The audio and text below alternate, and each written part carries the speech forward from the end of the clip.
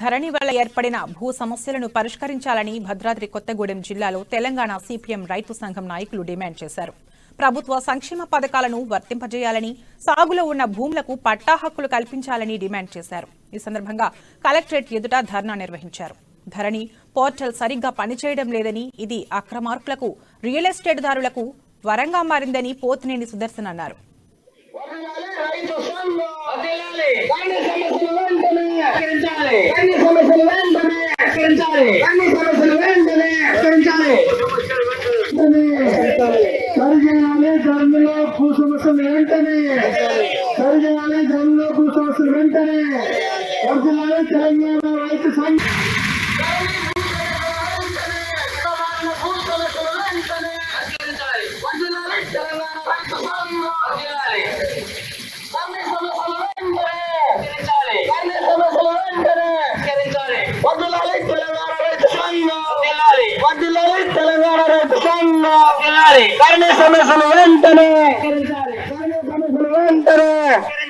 రైతుల పక్షాల శాపంగా మారిన ధరణి సమస్యలు వెంటనే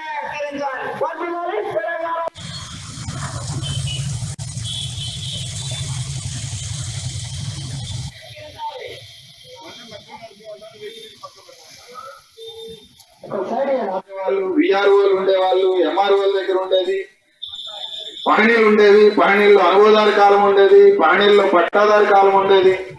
ఏ రైతైనా సేద్యం చేసుకుంటుంటే ఎవరి పేరు మీదనైనా పట్టా ఉన్న అనుభవదారి కాలంలో ఉన్నటువంటి రైతైనా నేను అనుభవదారి కాలంలో ఉన్నాను అని చెప్పేసి ఒక ధీమాతోని, ఒక హామీతోని తాను ఉండేవాడు. ఇవాళ ఈ రాష్ట్ర ప్రభుత్వం కేంద్ర ప్రభుత్వ ఆదేశాల మేరకు, కేంద్ర ప్రభుత్వం ఇటీవల ఒక ఆదేశం తీసుకొని వచ్చింది, నరేంద్ర మోడీ ప్రభుత్వం.